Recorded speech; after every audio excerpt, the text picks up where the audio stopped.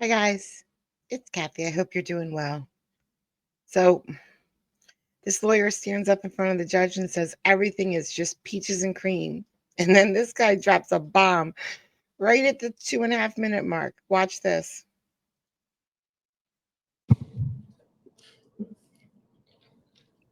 All right, we are going to turn now to State of Indiana versus Deontay Pratcher, cause numbers 20D012210F455, 20D012404F6470, and 20D012409F458.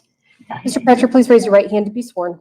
Do you swear or affirm under the pains and penalties of perjury the testimony that you provide to this court will be the truth, the whole truth, and nothing but the truth, so help you God? Yes.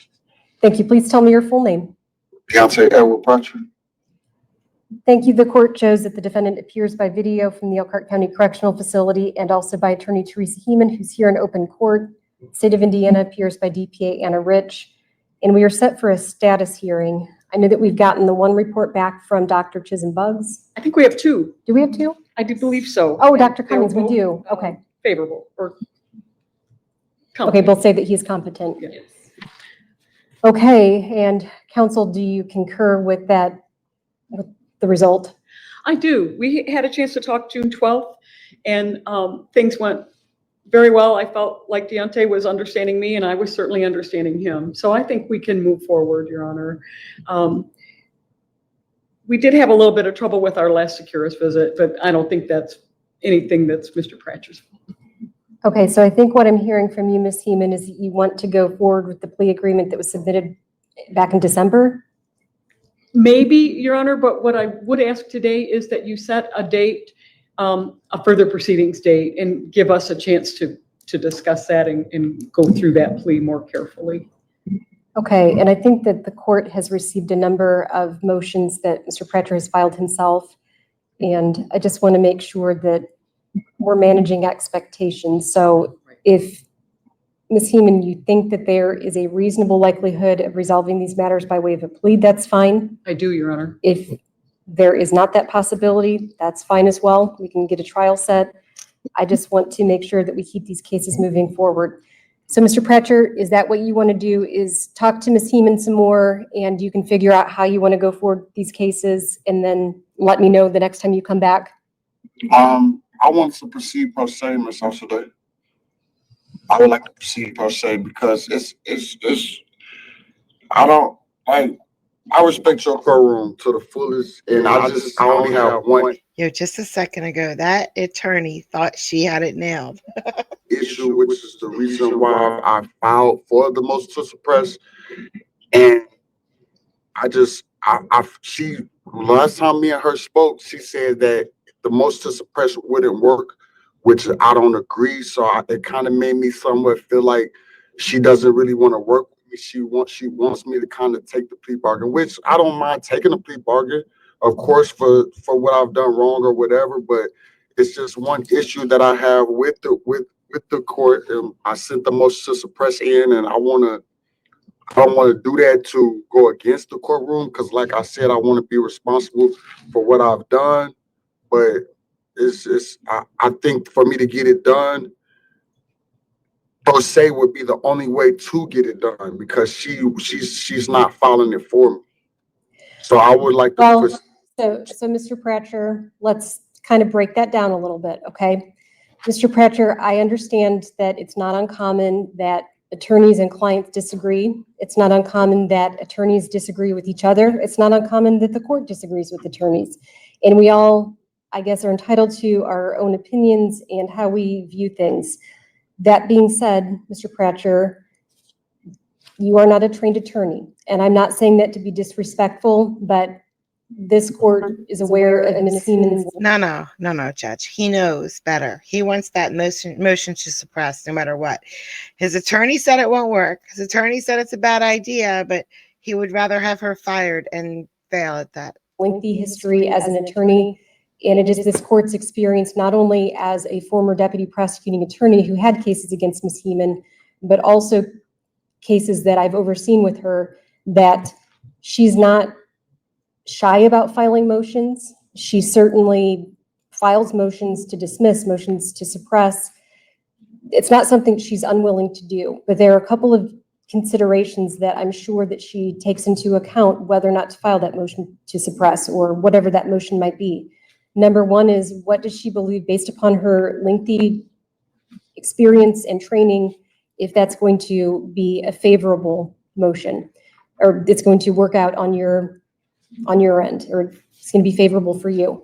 The other thing that she has to take into consideration is that she knows that sometimes when those motions are filed, that means that the state's going to revoke all of their plea offers, He's not listening. which may not be in your best interest. I don't know what's happening here, Mr. Pratcher. What I'm doing is trying to have you keep an open mind as far as why she might choose or not choose. I've not looked at your motion to suppress because you are represented by an attorney, so I haven't looked to see what your concerns are. But can I make this suggestion, please? Can I suggest that before you decide you want to go forward without an attorney, can you please just have another meeting with Ms. Heeman, and you can talk about this further? And when you come back, if you're still wanting to represent yourself, we have to have a very long conversation about that, which is fine. But can you at least give her a chance to talk to you about this further? Yes, but it's just, it's been 9 months. You know what I mean? I feel like I'm healed up or whatever mentally. And All right. It's been 9 months because he's been getting competency evaluations this whole time. And he's finally competent now to proceed. That's why it's been 9 months, not because of his attorney. it's just, I'm just tired of sitting in here, really. I was ready to go to trial and just, I'm ready to kind of take responsibility for what I've done. You know, I just want to just handle this because this place is messing me up mentally. Okay, Mr. Pratcher, I have no reason to doubt that. And I know that we've had some concerns in the past with you getting your medications at the jail and some of that. I get it. And I'm not looking at a long continuance, but Ms. Heeman was kind of, not sure where to go because we had those pending evaluations. We have them back now. We're ready to go forward. I can give you my assurance that we're going to move this along as quickly as we can now that we have those evaluations back. But Mr. Pratcher, I have yet to see a situation where I think She just lied to him because her dockets are super full and she has to take the cases that are older first and get rid of them. So yeah, she's going to try to move it along, but her hands are kind of tied on that. Not only that, this is like one of the last times we're ever going to see this courtroom. She's moving into a whole new courtroom, a whole new courthouse. And I mean, they're getting done building it right now. I think September she moves. I'm not 100% sure. So that's going to delay. That's going to delay cases again. And it's July. You know what that means? That means all the lawyers take off and they go out of the country because all the dockets I see when they try to schedule for July, I'm going to be out of the country that day. I'm going to be out of the country that week. I'm going to be out of the country that month. So, yeah, she just lied to him. things have gone well for somebody who's represented themselves. Usually it's kind of the fast track to a conviction. So I'm going to have you talk to Ms. Heeman one more time. And again, when you come back, if you don't agree on how to do things, then we'll have a further discussion, okay? Okay. Ms. Heeman, is that acceptable? Sure, Your Honor. I'm happy to talk some more, and we'll specifically talk about the motion to suppress in detail. I could probably talk to him this week. Okay. Our trial went up. Ms. Heeman, I know that you're not afraid to go to trial. I know you're not afraid to file a motion, but you are managing all of these things like we've talked about, just trying to figure out what's best for your client. That's right. All right, Ms. Rich, is there any objection from the state? I think that we could probably squeeze Mr. Pratcher in 2 weeks. That's fine.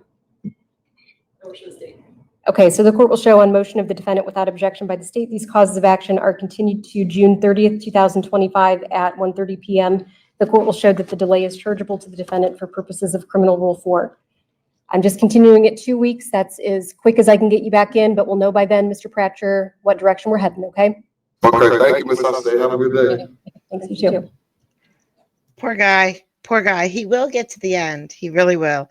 Limbo sucks when you just don't know one way or another what's going to happen. It sucks. So you do stupid things when you're in limbo. You don't know what's going to happen. So that's where he's at right now. But it'll all be okay, sir.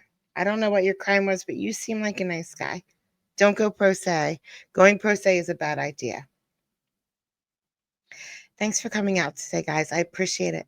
I'll see you again real soon. Bye.